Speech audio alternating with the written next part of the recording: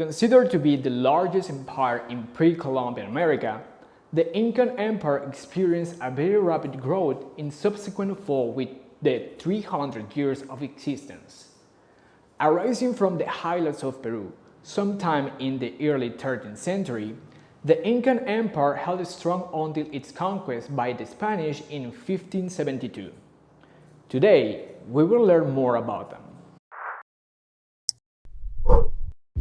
The Incan civilization created its own roadways and routes that stretched more than 5,230 kilometers from Chile to Colombia. That's roughly the distance between New York and San Francisco. What is even more impressive is that they did not use any wheeled transportation, but rather traversed these roadways by foot or riding llamas. The Incas were the first to cultivate the potato, approximately 7,000 years ago.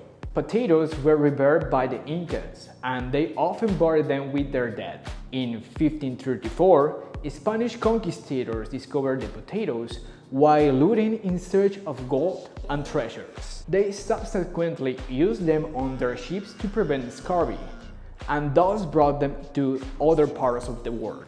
The word potato is derived from the Quechua word papa and the Taino word batata. The Inca were very skilled in masonry, making use of locally sourced materials such as limestone and granite to build their cities. They will use bones, stone, and copper tools to cut the hard rocks along their natural fracture lines. It is believed that the stones were swung into place using friction to create perfectly convex and concave sites. Due to an absence of stress concentration points, Incan buildings had an incredible seismic resistance, which kept them stable during earthquakes.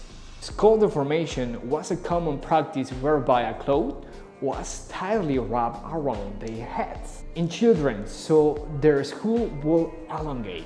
This wrapping will typically begin around 1 month of age and last until about 6 months of age, during which time the skull is most malleable. There is not a definite reason as to why the Incas practiced this. However, it has been speculated that it could be due to classifications of wealth and power. The Incan emperor or Sapa Inca only wore each article of clothing once, after which it will be burned. There was a group of chosen women whose job it was to ensure the Sapa had enough clothing to wear each day.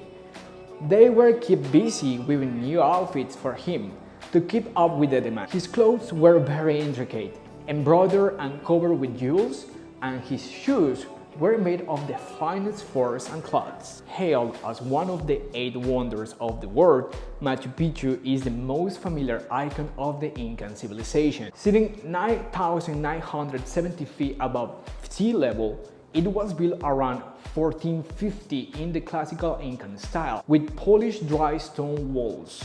Although many of the Incan population knew of the structure, they had it from the Spanish conquistadors. Moreover, about a century after it was built as a royal estate, Machu Picchu was abandoned. What do you think? Do you like the Incan culture? Let's talk about it in a minute. See you there.